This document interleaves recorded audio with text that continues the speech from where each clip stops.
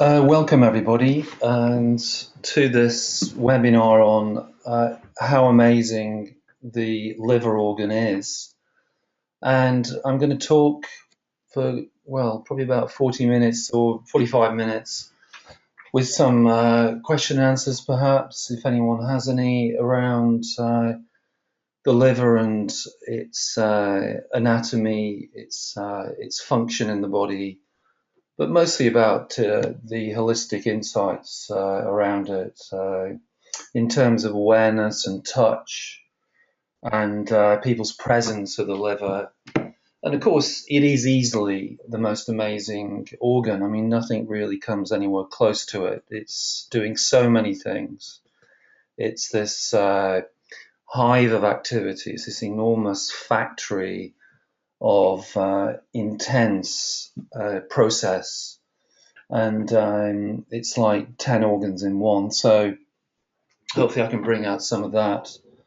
And you know, if the liver is good, we are good. I think it's that simple actually, and it touches into all the systems of the body. And so let's have a look at some images here, and they're all from Frank Netter's Atlas of the Human Body, which is currently published by Elsevier, and there's just some beautiful images here, which I'm sure you'll enjoy. And of course, I'm recording this and will post it onto the Body Intelligence YouTube site pretty much in an hour after the webinar. So here you can see the so-called topography of the liver, which means its local geography. And there's a view from the front, back, and the side, very cleverly put together. So let me use my cursor and just show the liver here, which is obviously on the right, though I believe some people do have it on the left. But it's what kind of shouts to me when I look at this is just how much of it is really right up in the so-called chest. And you can see there the nipple line on a man, and the liver is just underneath it, which seems almost crazy. So that is rib 1, 2, 3, 4, 5. So you might want to just count down the ribs in yourself. So there's the clavicle, which we can feel easily. Then underneath it, just go 1, 2, 3, 4, 5. And that's the top of the liver. That is super high in the body. Well, it's as high as the diaphragm. And you can see that it mostly occupies this right sort of quadrant of the upper abdominal area, and then it spans across to the other side of the rib cage, which I remember seeing this originally and thinking, really? Because I always thought the stomach was mostly here, but that is not true. If you now put your hand onto the solar plexus, i.e. just below the sternum there, and the zippy sternum, the first thing under your hand after the abdominal wall is the left lobe of the liver, and then it's only underneath that you encounter the stomach. Most of it is also contained within the costal margin here. You can see that on the side. And what you can also see on the side here is that this is the pleura, which really does, hang down on the other side of the diaphragm from the lung, right down as far as the liver goes on the inside of the diaphragm. So that's quite fascinating. But anyway, the liver is, which should be in health, contained within that costal margin. There it is again, the front. And then a view from the back, which is showing the diaphragm here, which is kind of covering most of the liver at the back, not so much here. So liver covered by diaphragm and pleura, and then liver covered by the diaphragm here. So then the other thing that shows up is the kidney on this side is somewhat depressed, i.e. further down, just because the liver is so big, it occupies so much space. And I guess the kidney on this side wasn't able to rise up embryologically so far as the one on the left. And what's on the left? Well, the spleen, really, which is, you can't quite see it here, but obviously it's a much smaller organ than the liver. So consequently, the right upper quadrant of your abdomen, as opposed to the left, is really quite different. And when we tune into the felt sense of this area, I'll ask you to notice the big difference there. Here's a wonderful cross-section showing the mass of the liver. Really is enormous, isn't it? And it's solid. It's a solid organ that is suffused with blood. So there's a lot of weight in it. We're talking kilos here, almost sort of 2.5 plus kilos, depending on the size of the person. Here it is coming across the sort of central line of the body, and touching into the stomach, touching into the kidney here, and then, as we'll see, it's deeply interwoven into all the peritoneal spaces, which in this cross section also includes the spleen. So can you see that spleen on the left? Not so big. Yes, it's reasonably solid. Liver right front, and then the stomach, which for most time is hollow. So we've got quite a powerful differential across the mid torso, which I think can lead to some difficult postural issues if there's a lack of mobility here. Next picture is showing this kind of typical, red brown of the liver, and then the very smooth surface of the liver. We've all seen livers, probably mostly in butchers' shops, and there's quite a unique consistency to it. This here is showing the left lobe and then the right lobe, and clearly the right lobe is much bigger. I mean, it really is enormous. You can't quite see its depth here, but you certainly can over here. So that's the whole of the right lobe. It's easily the biggest part of it.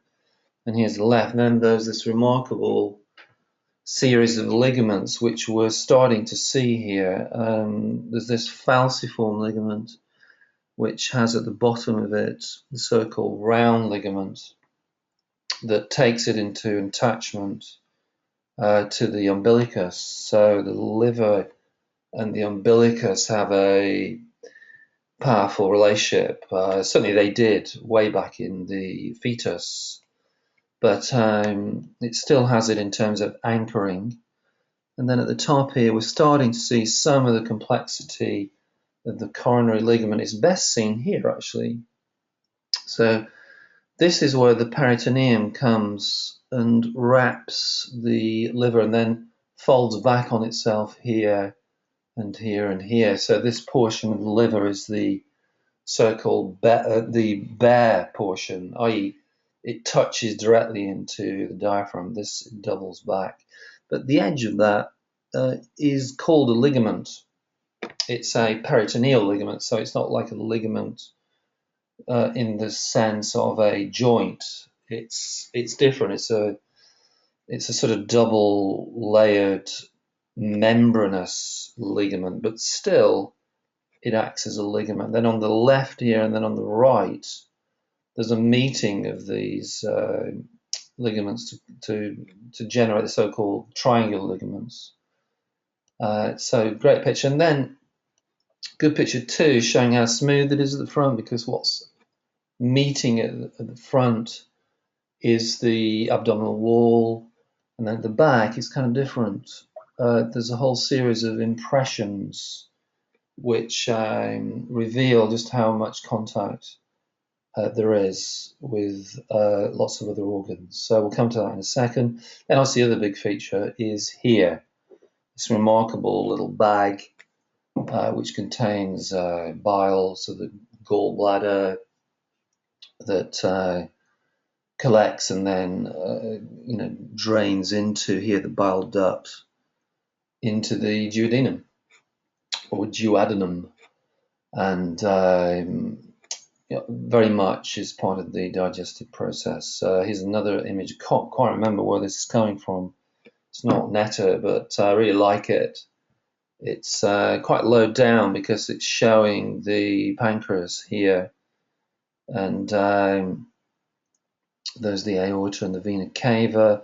We must be right down the bottom of, it's L1 of the kidneys here. Sorry, the top of the kidneys. Sorry, the bottom of the kidneys. And we're also seeing lots of the small intestine, a bit of the spleen there. There's the stomach. And then here's the transverse colon. So quite a fascinating cross-section. You can find many of these in anatomy and physiology books, mostly in atlases, and they all seem to reveal something different. Here's a zoom in on the liver. It's another Netta image, very much like this. So it's showing the triangular ligaments, which are kind of key ligaments for really holding the liver in place, which is hanging from the diaphragm. That's what's going on, really. That's a big feature in the body, I find. You know, the liver's relationship with the diaphragm is kind of critical around posture, balance, internal mobility of all the organs, peritoneal health and balance, and obviously the liver's functionality as well can be affected by that. But the big thing is your breathing. I mean, you know, how the liver is, how its ligaments are into the diaphragm can quite powerfully moderate your breath so that the breath can be not necessarily held because of intercostal or rib cage or diaphragmatic tensions, but actually because the liver's kind of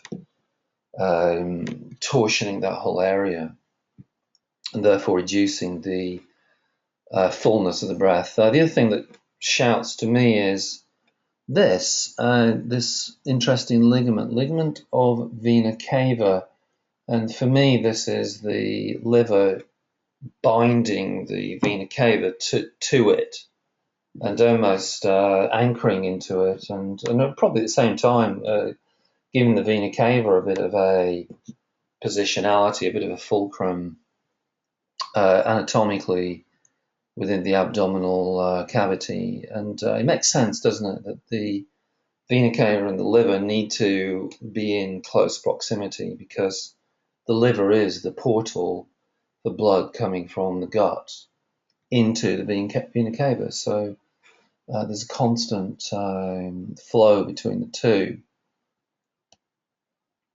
Here's another incredible plate from Netta's Atlas. I mean, I don't know a better picture than that to give you an insight into all these ligaments and really peritoneum, visceral peritoneum running into parietal peritoneum, which carries on underneath the diaphragm there and then underneath the abdominal wall, which isn't being shown. What's being shown is the diaphragms are being pulled up by these instruments here to show the line of the coronal ligament, and then this right triangular ligament, left triangular ligament, falciform ligament, and you can see it's really all one continuity of connective tissue that plays this role of binding the liver to the diaphragm. And really, that's quite a big object to hang from the diaphragm. So it says a lot about the diaphragm's strength, doesn't it?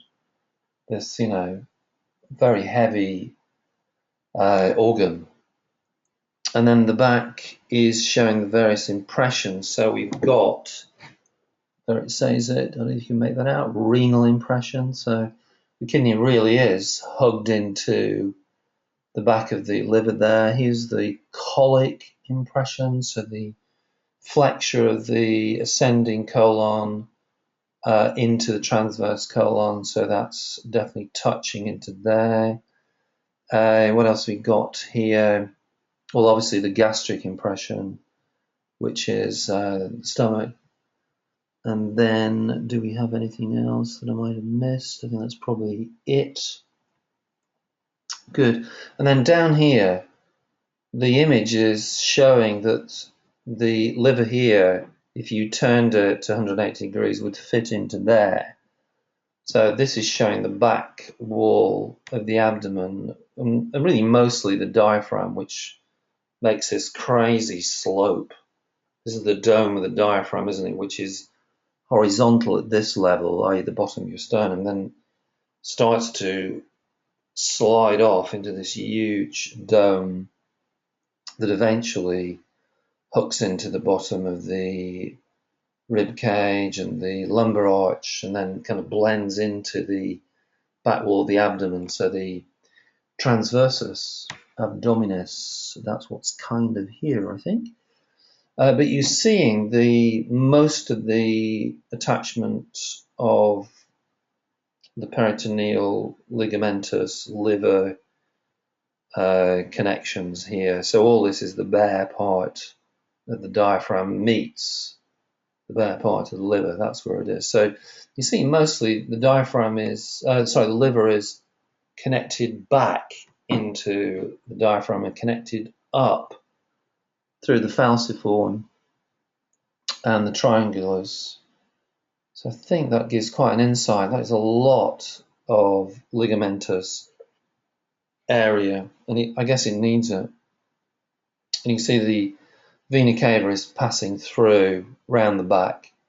Then obviously it goes through the central tendon of the diaphragm, the falciform, so it kind of merges into that central tendon. So, connective tissue meets connective tissue and carries on into fascia. So we've got fascia meets membranous ligaments, meets central tendon, meets pericardium, and then there's this whole deep line of connective tissues. There's a great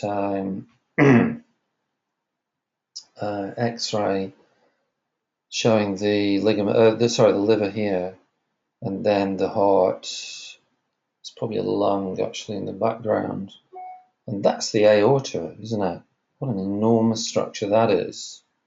And then right at the back, got the spinal column. It's making its way down there, but I think it's really useful. There's a sternum coming right down to the front here. So just a useful juxtaposition of these sort of thoracic organs with the liver, and even though there's a diaphragm separating them, the liver is really thoracic. Fascinating image. I've never seen another image like this. Takes a little bit of understanding, but actually what we're looking at is the front, the inside front of the abdomen. So that is the sternum here. Here you've got the diaphragm, and then here's the abdominal wall. So we're on the inside of it. There's the umbilicus. Can you see that umbilicus? And here's what was the umbilical arteries and umbilical vein, which have now turned into fascinating ligaments. So the median ligaments here, which come down into the inguinal area and sort of get involved in the structures down there. There's a central one as well, which you can see is helping to hold the bladder up. So these ligaments are really quite powerful and can get quite weak, and you can see you can get therefore collapse of not only bladder but also weakness into this whole pelvic bowl area and inguinal area.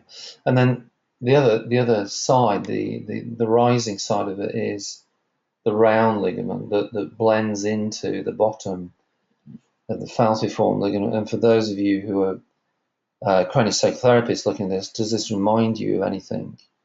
So here it comes. This is the falciform ligament. It is double layered and then goes off into being other parts of the peritoneum. Yeah, it's the falx, isn't it? It's the falx cerebri in all but name, really. It's like a lower falx. Liver mass on one side, liver mass on the other side. So quite a defining ligament. You see how kind of deep it is. So it really does go, several inches into the body. So that has a very powerful effect into the ligament. You can get into the liver. You get all kinds of intriguing strains that run through here and affect the liver, affect the abdominal wall, affect the diaphragm, affect really the whole peritoneum, which is the wrapping of all the gut organs. So it could affect the intestines. This is the other big thing going off for the liver, isn't it? The collection of blood from, well, mostly the small intestine, but also, as you can see, from the colon and the stomach and spleen. So the spleen does its, breaking down of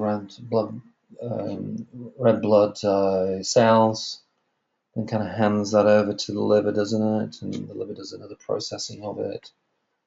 So there's descending colon, stomach, spleen feeding into the left lobe, and then really the mass of nutrients. So eating food, absorption, and the absorption process is taking nutrients into this portal system, so the so-called hepatic portal system.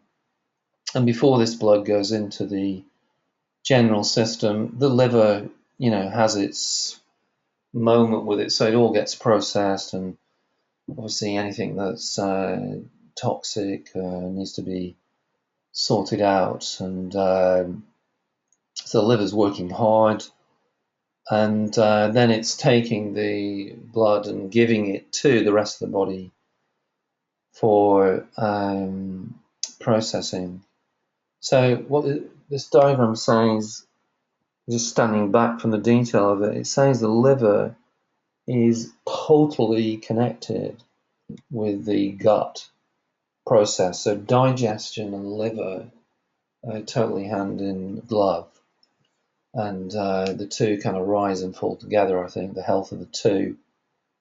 You see this is pulled right back because the umbilicus is kind of floating around in midair here, but this flaps back and flaps right over all of this, and then the umbilicus would sit there. But it's just kind of showing all of that.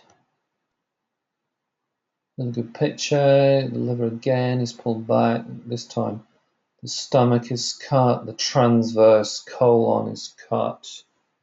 So the stomach is taken out of the picture to show you the deep aorta and vena cava here, and this intense network of blood vessels running through this remarkable mesentery here. You can see some of the mesentery has been cut away a bit. So this is also part of the peritoneum, which has its common connective tissue relationship with the liver and its ligaments. So it's all some incredible wrap that takes some understanding. So this is kind of showing peritoneal relationships to liver from the gut, and also the vascular relationships.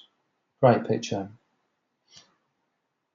Inside the liver, it's kind of seriously organized. There's these amazing 1, 2, 3, 4, 5, 6 sided hepatocytes, and it's all organized into very busy cells here, which got a lot of mitochondria in them, so they need a lot of energy to generate this incredible processes. How many processes in the liver? It's over 100, isn't it?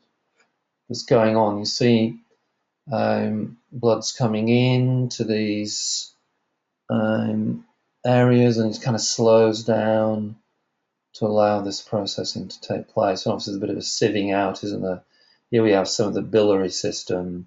So there's a generation of unique vasculature here, which is to do with transport of bile, obviously, to the gallbladder. We need a lot of bile for our digestive process. Another really lovely image, just showing a bit of an insight into the liver. Well, obviously you can see the liver is a blood organ completely. I mean, it's kind of deep. It's like holds a pint of blood, I think, at any one time. So that's why it's red.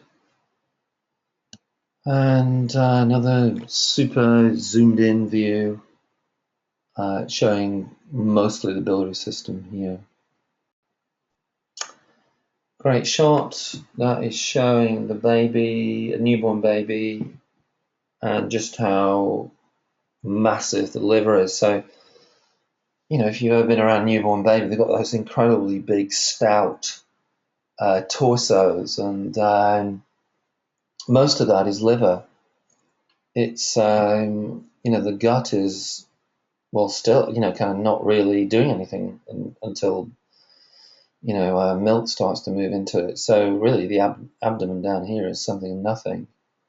And then even the heart is not so big at this point anyway, until the baby starts moving, and obviously then, you know, and then the pulmonary circuit's only just opened, and so the lungs have been collapsed up to this point. There's the thymus.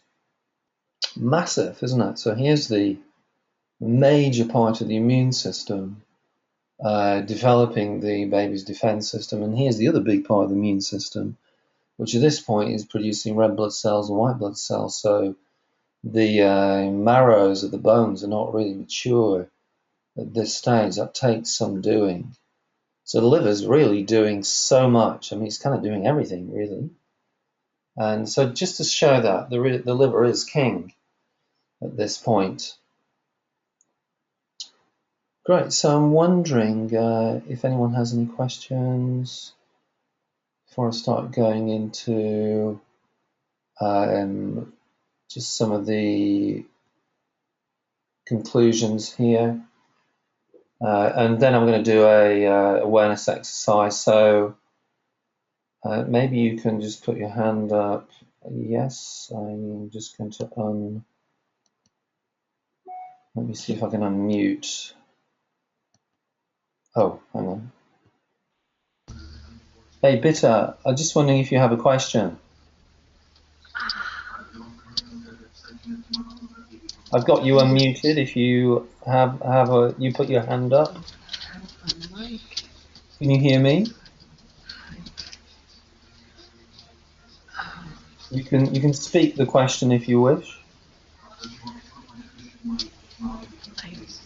Maybe you can't hear me, so I'm going to mute you again, and then I'm going to have a quick look,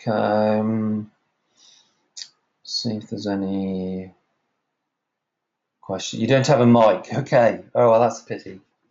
So be it. So no problem. If you want to type a question, please do. Otherwise, does the right and the left lobes function differently? No, they do function together. There is a mixing of the two, actually. It can look like it's separate, but they receive from different places. But overall, there's a common functionality through the whole liver, and the biliary system runs, through it as well. But it does look like that. The sort of depth of the liver, joins it all up. So let's have a look here. Some liver qualities. I mean, just to be obvious, it's big and hot for sure, and it's full of blood, big time. So when you start to come into awareness of your liver, they're the things you notice a lot. What generates heat in the body, apart from everything? Mostly brain, liver, and marrow. Those three places are incredibly intense, full of super amounts of activity that kind of dwarf everything else, even the heart. I mean, I know the heart's doing this big movement, but in terms of cellular activity, they're the big three, I would say. So therefore, any liver dysfunction can lead to issues around the body getting cooler. And obviously processing blood and nutrients becomes a massive issue, and breaking down red blood cells becomes colossal, doesn't it? Portal to the system, so it is this gateway to the rest of the body, and it's the gatekeeper, isn't it? So it makes sure, hopefully, that blood coming into the vena cava, and therefore going to all the cells of the body, is right. It is viscera membranous. It's kind of obvious to say, but it's kind of good to say. Viscera meaning it's an organ. It's not a muscle. It's and all the organs have a very powerful relationship to membranes, which isn't really there for bones, and the musculoskeletal system is quite different. That's what I'm saying.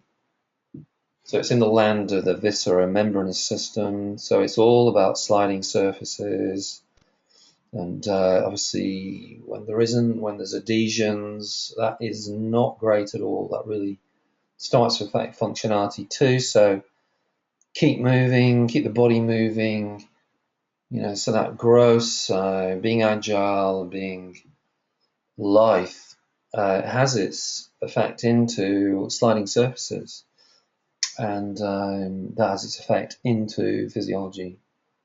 Is a huge factory of activity. So just tuning into the liver is like, this is so potent. It's like if you ever feel tired, tune into your liver. It's like you'll never feel tired again. It's just constantly on the go. Hangs off the diaphragm, which implies how you breathe and how the liver is deeply enmeshed. I think in lots of breathing exercises, the liver kind of gets forgotten, and it shouldn't, because it's kind of the biggest thing. Hangs onto the vena cava, so the whole relationship into the vasculature. So the liver gets tight, it can kind of pull on the heart, to be honest. And that can affect the pericardium and the heart's ability to freely beat. Spans the solar plexus, so not thinking that the liver is just that big mass on the right. It also has a span that goes across the body, and it really is the biggest thing in the center of the torso. It's defining, really. Good. Well, let's go through a liver awareness exercise. So if you kind of want to put your pens down or whatever you've got in your lap, how about just sitting comfortably with your feet on the ground, and let's use our hands. You can use your right hand, depends how flexible you are, to come into that sort of right flank area. So to have the hand on the sort of lower ribs, mid to lower ribs. If that's too uncomfortable, you can use the other hand and just cross right over. That's fine as well. I'm going to use my right hand on the flank. And then the left hand, I want you to just span, get the palm into the solar plexus, meaning part of the thumb of the hand is onto the sternum. So you kind of, if you've got big enough hands, you're kind of covering the whole area of the liver. So tuning to the breath, let's just follow the breath, and obviously you're going to follow the sensations of the breathing. So you follow the lung expansion internally, but also you're getting interested in the rib cage rising, widening, and doing that incredible whole movement. So let's just listen into that, and then kind of subtler if you're not used to it, but obvious if you are, is a relationship to your diaphragm. And you might get into that by feeling or noticing your abdomen rising and falling. So do relax your abdomen. And I just want you to, for a couple of minutes, I'll be pretty quiet. I just want you to notice the breath and your liver, how the two are kind of deeply entwined.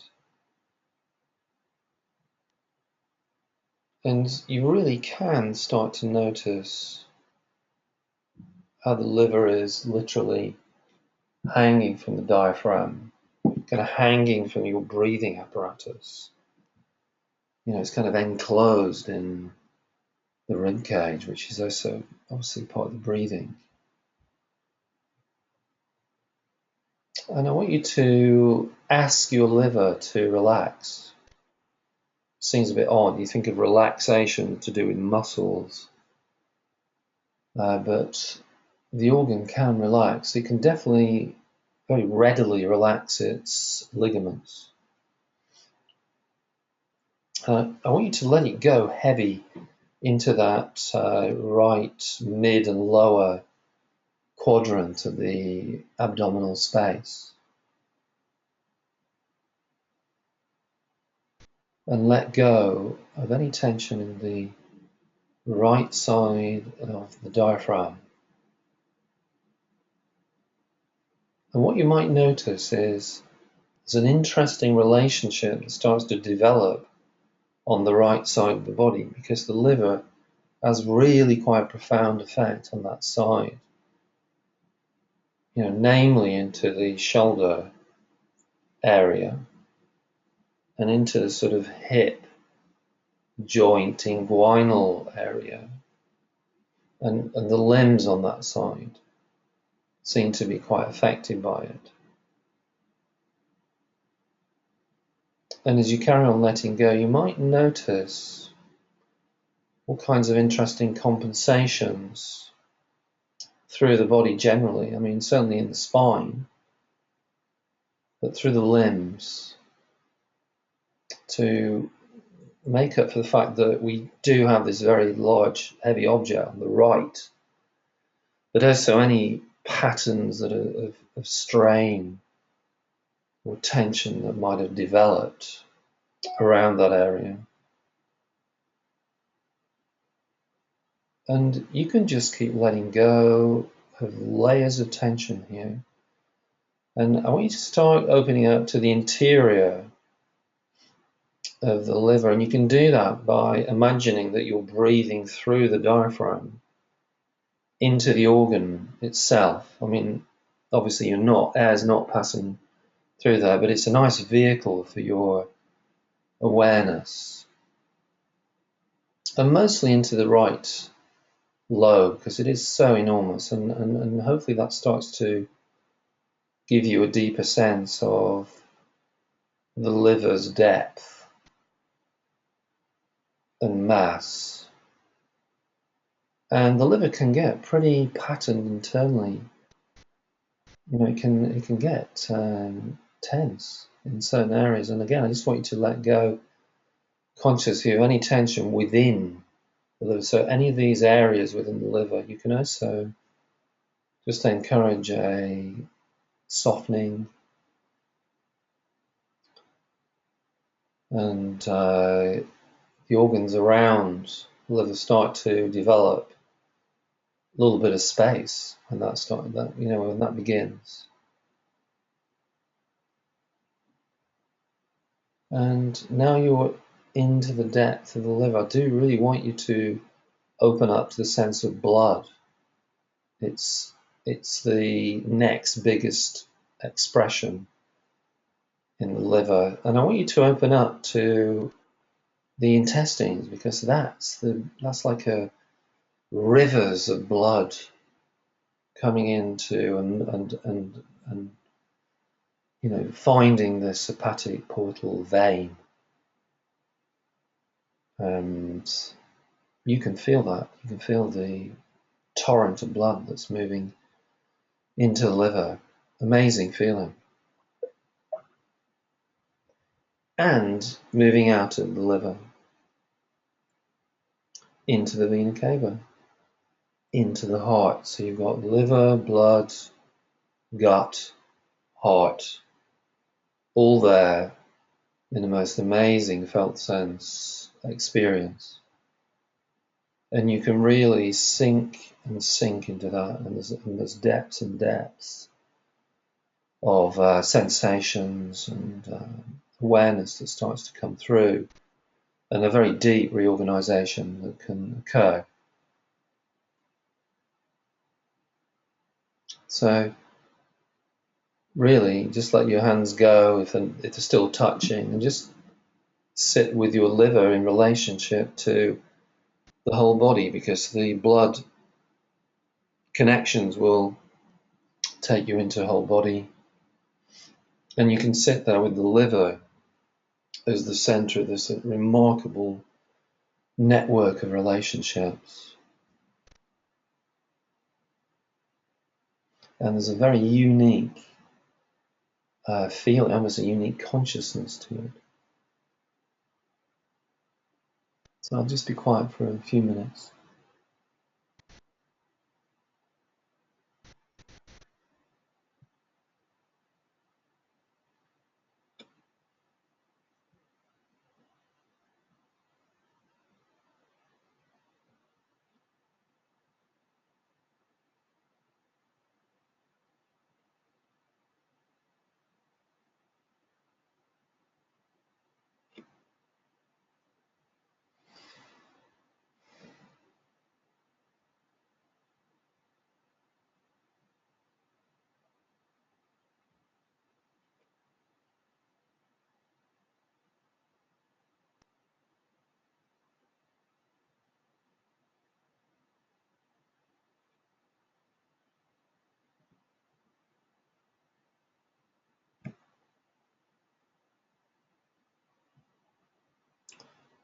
Great, and I'll let you practice. I encourage you to practice this exercise. It leads to the most remarkable processing in the body, and opens you up to just a remarkable level of health. So just around images, here's these are mostly, I think they're all from Frank Netter's book. I think they're up to edition 4 now, maybe it's even 5. And it's a must-have atlas, really remarkable series of drawings that have been digitized and graphicked.